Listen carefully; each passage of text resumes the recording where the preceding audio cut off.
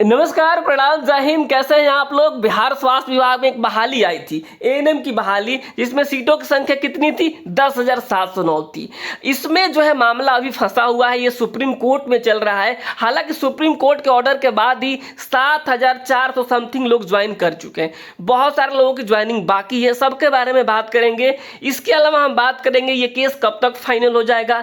कल जो धरना प्रदर्शन हुआ बीटीएससी के सामने, आखिर ये क्यों हुआ, तांती तत्व वाला मामला क्या है, और 2018 नियमावली का क्या होगा। इन सारी बिंदुओं पे जो है इस वीडियो में हम बात करने वाले हैं, और इसके बाद परमानेंट भर्ती भी जारी होगी। तो चलिए इस वीडियो को स्टार्ट कर लेते हैं। लेकिन उसके पहले आपसे छोटा सा रिक्वेस्ट, अगर आपने अब तक चैनल को सब्सक्राइब नहीं किया तो जरूर कर लीजिएगा। देखिए, एएनएम नियुक्ति में जो है रिजल्ट्स को रोके जाने को लेकर खिलाफ धरना हुआ। इस तरीके से कल बातें निकल कर आई है। क्या बातें हैं कि जो बहाली निकली थी, एडवर्टाइजमेंट नंबर क्या था? 7/2022 था। इसमें जो तांती तत्व वाले हैं ना, इनका रिजल्ट रोका गया। क्यों रोका गया है? क्योंकि जो है रिजल्ट्स जारी किया गया, जो सुप्रीम कोर्ट का ऑर्डर आया ना, उसके बाद बहुत जल्दी सारा काम बीटीएससी ने किया।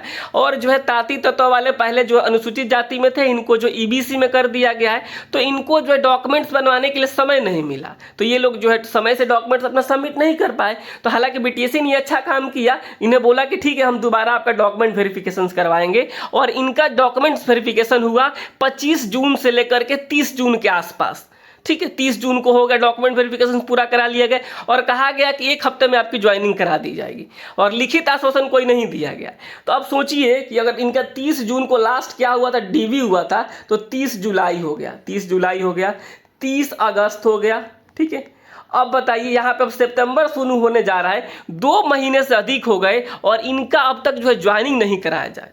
जबकि अब कोई दिक्कत नहीं है। सुप्रीम कोर्ट का ऑर्डर क्या है कि 100 सीट छोड़ना है। देखिए यहाँ पे, जबकि कोर्ट का ऑर्डर है कि 100 सीट संविदा कर्मियों को सुरक्षित करते हुए शेष परिणाम जारी करने का आदेश है।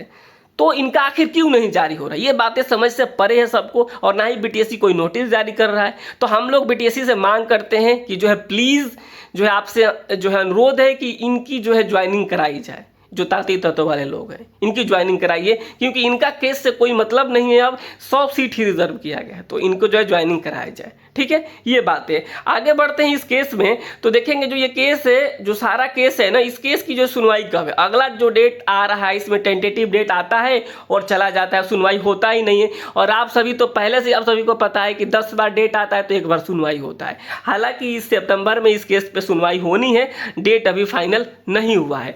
तो सितंबर अक्टूबर तक ये केस क्या हो जाएगा? फाइनल हो जाएगा।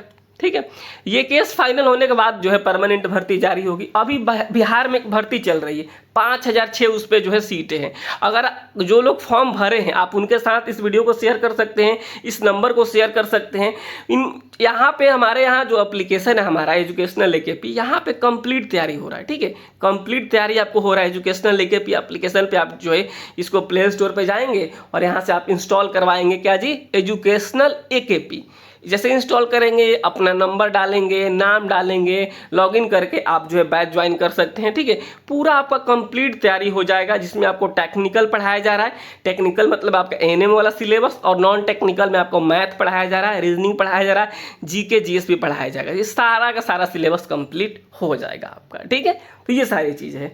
तो चलिए आगे बात कर लेते हैं इसमें। तो ये जो है ना, ये केस जो है सितंबर के आसपास जो है क्या हो जाएगा, यहाँ पे ये कंप्लीट हो सकता है सितंबर अक्टूबर तक। हालांकि अभी डेट इसमें आया नहीं है, 1-2 दिन में इसमें आपको डेट देखने को मिल जाएगा। ठीक है, अब चलिए आगे इस केस में हम समझते हैं। यहाँ पे देखिएगा कि नव नियुक्त 7,668 जो एएनएम जो है स्वास्थ्य केंद्र पर जो है पदस्थापित हो गई। ये पहले वाला न्यूज है।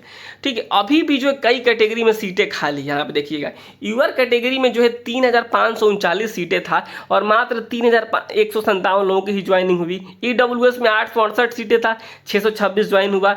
एससी में 2188 था, मात्र 507 हुआ। एसटी में 82 था, मात्र 54 हुआ। अत्यंत पिछड़ा में 2403 था।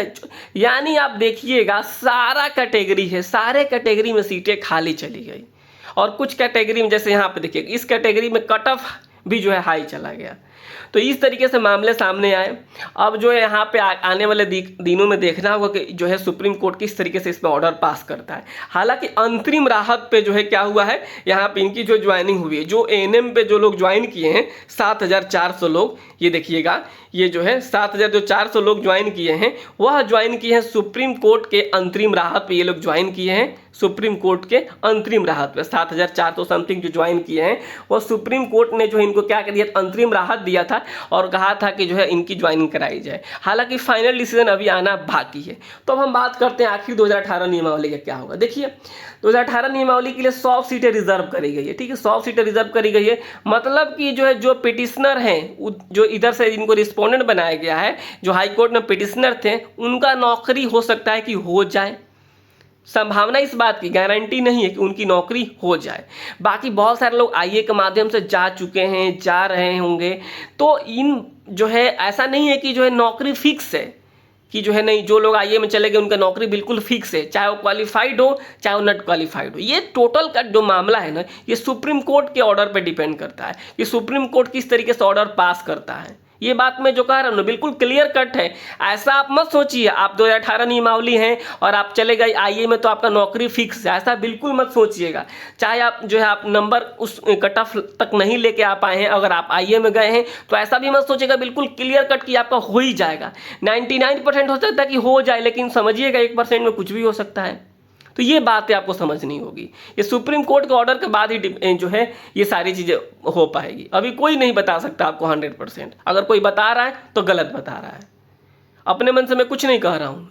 और अब बात आती है कि जो है जो लोग ज्वाइन कर लिए हैं, 7400 ज्वाइन कर लिए, क्या हो सकता है इनके साथ। देखिए एक बात समझिएगा, एक होता है ना, एक ना होता है कि अंतरिम एक राहत होता है। अंतरिम राहत में क्या होता है कि जो है तत्कालिक रूप से जो है उन वर्तमान परिस्थितियों को देखते हुए जो एक ऑर्डर पास किया जाता है। ऑर्डर पास कर दिया गया माननीय सर्वोच्च न्यायालय के द्वारा कि भाई क्वालिफाइड को ज्वाइनिंग कराओ। लेकिन एक बात उसमें आप लोग सुनिएगा, तो जज साहब कहे हैं कि ठीक है हम आगे इस पर देखेंगे, सोचेंगे, अभी तो जो है फाइनल थोड़े है, अभी तो फाइनल होना बाकी है। तो ये बातें आपके मन में होनी चाहिए, ये बातें आपके मन में होनी चाहिए कि अभी ये जो है फाइनल डिसीजन नहीं है। बहुत सारे सिस्टर को देखते हैं, उनको कहती है कि जो है सरकार नौकरी दी। हम तो मानते हैं नौकरी तो सरकार ही देगी, कोई क्वालिफाइड थोड़े देगा नौकरी, ये तो अधिकार सरकार के पास ही है। लेकिन जो है स्टैंड कौन किया है, स्टैंड कौन किया है वहाँ पे, ये बातें भी आपको समझनी होगी। स्टैंड कौन किया है वहाँ पे।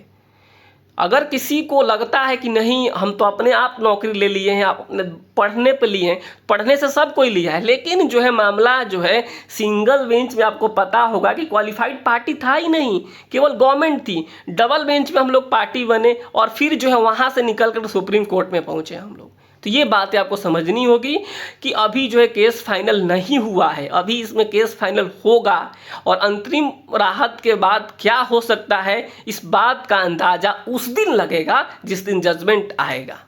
सच्चाई यही है। बाकी आप अपने मन में ये सोच रहे होंगे, आपके मन में जो भी चल रहा होगा कि ये हो जाएगा वो हो जाएगा, ये सारी चीज़ों को छोड़ते हुए डिपेंड करता है माननीय जज साहब के ऊपर कि जज साहब 2018 के बारे में क्या सोचते हैं, जज साहब नई नियमावली के बारे में क्या सोचते हैं, जज साहब क्वालिफाइड के बारे में क्या सोचते हैं, जज साहब हाई कोर्ट के जो है पिटिशनर के बारे में क्या सोचते हैं, जज साहब सुप्रीम कोर्ट के पिटिशनर के बारे में क्या सोचते हैं। ये टोटल और टोटल जज साहब डिसाइड करेंगे और टोटल की टोटल चीज़ें जज साहब के ऊपर डिपेंड करती है कि क्या होगा और क्या नहीं होगा। हालांकि क्वालिफाइड ज्वाइन कर लिए हैं, मजबूत पक्ष है, लेकिन अभी भी जो आप कहेंगे कि हम 100% हम सेफ हैं, तो 100% ना तो 2018 वाले सेफ हैं और ना 2023 वाले सेफ हैं। ये जो मैं बोल रहा हूँ बात बिल्कुल सच बोल रहा हूँ। आप जब आप कभी सोचिएगा तो इस बात को सोचिएगा कि जो है क्या हो सकता है। तो इन सारी चीज़ों को हम लोग देखेंगे आने वाले दिनों में। हालांकि जो है अभी इसमें जो है समय लगेगा इस केस को क्लियर होने में, उसके बाद से जो है इसमें फाइनल जजमेंट आएगा और फिर ही परमानेंट बहाली हो सकती है। ठीक है, तो ताती तत्व वाले लोग, आप लोग जो है बहुत अच्छा आप लोगों ने किया है। ठीक है, आपको पत्राचार बीटीसी से मेल करते रहना होगा। बीटीएससी से बातचीत करते रहना होगा, तभी जाकर हो सकता है कि बीटीएससी सुने, क्योंकि बीटीएससी के पास वर्कलोड बहुत ज़्यादा हो गया है। इतनी सारी भर्तियां निकल गई, पता नहीं स्टाफ उनके पास कितना है, और सारा काम डिले हो रहा है। सब काम में मैं देख रहा हूँ डिले है, और राज्य स्वास्थ्य समिति का वही हाल है। तो जो है इन सारी चीज़ों पर हम आने वाले दिनों में बात करते रहेंगे, और शुरू से हम लोग एएनएम को लेकर बात हम करते रहे हैं और आने वाले दिनों में भी करेंगे। ठीक है, बाकी आप लोग सैलरी को लेकर परेशान हैं, चिंता मत कीजिए, सैलरी भी आपको जल्दी मिल जाएगी। ठीक है, नमस्कार, धन्यवाद।